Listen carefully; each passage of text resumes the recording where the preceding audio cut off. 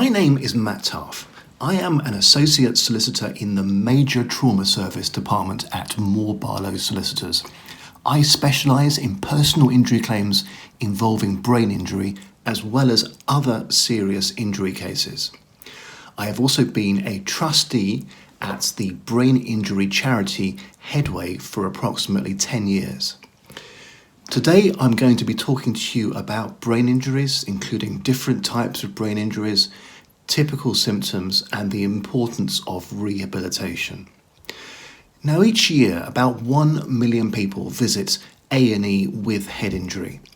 Although most of these cases are thankfully minor, some people are left with a significant brain injury.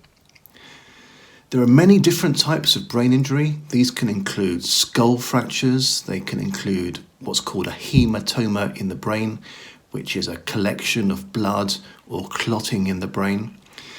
One of the more serious types of brain injury is what's called a diffuse axonal injury. Now, just to explain this, different parts of the brain have different density and weight, and when the body and brain are subject to rotational forces, such as, for example, in a high-speed road accident, the different parts of the brain may move at a different speed. And this causes a shearing effect as one part of the brain moves across another and can lead to tissues in the brain called axons being torn, which thus causes very serious damage. Now, talking about how the severity of a brain injury is assessed, now there's various criteria used. According to a commonly used system of classification, brain injuries can be broadly divided into mild injuries and moderate to severe injuries. A brain injury is considered moderate or severe, as opposed to being mild, if there's loss of consciousness of more than 30 minutes and post-traumatic amnesia of more than 24 hours.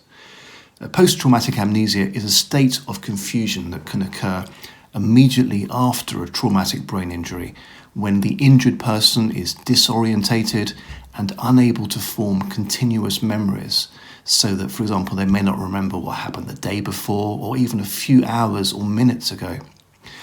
Another criterion used to assess the brain injury is what's called the Glasgow Coma Scale. This is a scoring system commonly used by doctors to determine the level of consciousness after a brain injury. It's scored out of 15, and if it is less than 12 at any point in the 24 hours after the accident, that's a sign that the injury is moderate severe. Now, moving on to symptoms of brain injury. Now, there are many symptoms and each brain injury is different, but common symptoms can include cognitive effects such as poor short-term memory, difficulty with concentration, difficulty processing information. They can include fatigue. That's partly because for a damaged brain, it can take much more effort to do things that before the accident were considered relatively straightforward. Behavioural effects of a brain injury can include short temper, behaving inappropriately in public, so for example losing the filter and saying things that you wouldn't have said about other people before the accident.